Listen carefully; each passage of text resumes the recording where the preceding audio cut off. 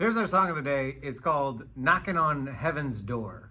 It's a song written by Bob Dylan, but it was also a hit for a band called Guns N' Roses.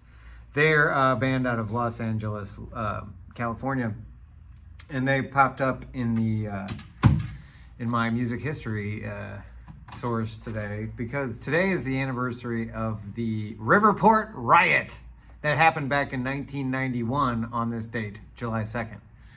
It's an infamous event that happened in the St. Louis region, which is, I'm from St. Louis, despite the Toronto Blue Jays shirt. I just really like this shirt. So the riot happened because Axl Rose saw some dude taking still pictures of the show, and so he got super mad, and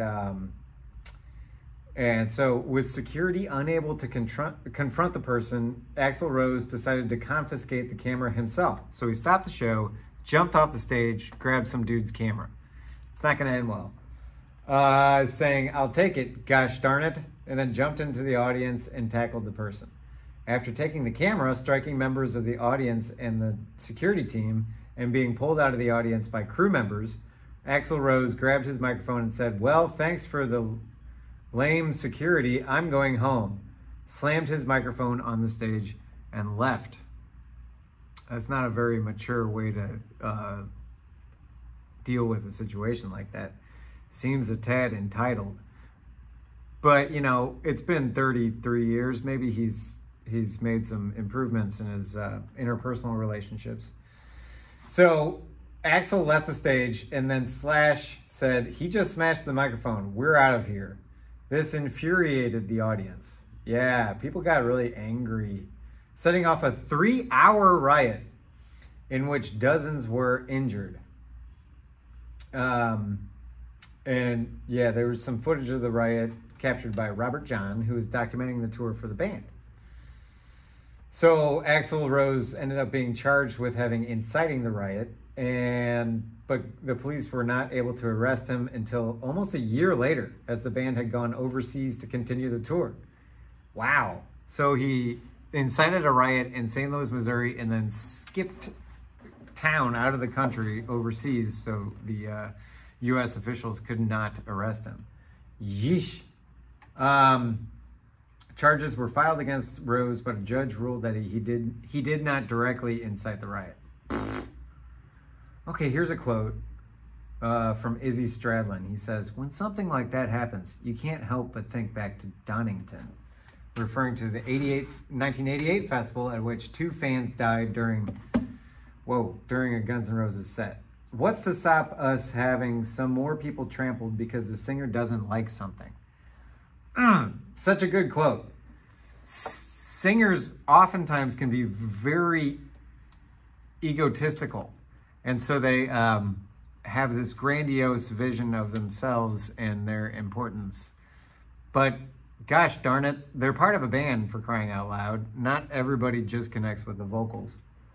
And yeah, so I guess Axl Rose was like being Axl Rose, and he was trying to convince the security team 4 different times to remove the camera. How is he going to act in today's live music concert environment? Everybody's got a stinking camera.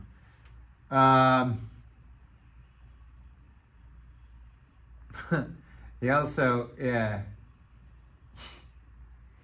These apparently members of the band had reported being hit by bottles from the audience, and security had allowed weapons into the arena and refused to enforce a drinking limit. Bad combination. Oh, geez.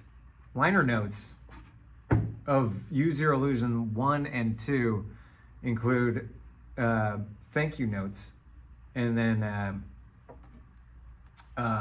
they include in there F you St. Louis. It's rude.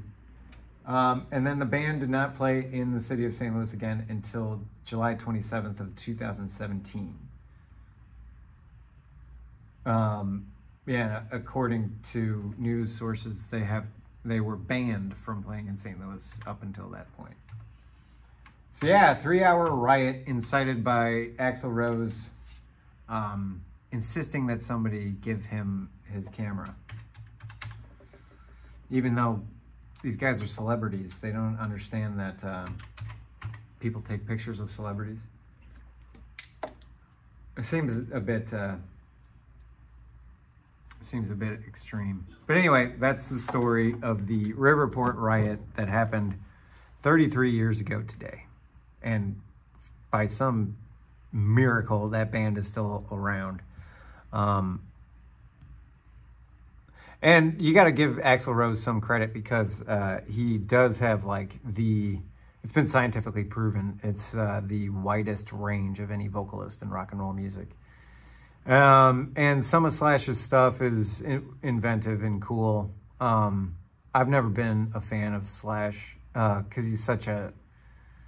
I don't want to bad talk people, but I saw him live with Velvet Revolver once, and it seemed like he hadn't practiced since Guns N' Roses were together. And he's got that kind of shtick with the hat and like the long hair and the cigarettes and sunglasses. I did dress up as Slash for a Halloween gig once when I was in college, and I played absolutely out of my mind. I think that was like this removal of ego kind of thing. I was playing stuff that I have no idea how it popped out. So, I mean, maybe there's something to be said for crafting that persona and then bringing it up on stage. But anyway, Duff, the bass player, he's quite a dude. He has a wild story about how he overcame addiction. And he's an inspiring kind of guy. Really seems like a very, very down-to-earth, cool, good guy. But anyway, yeah.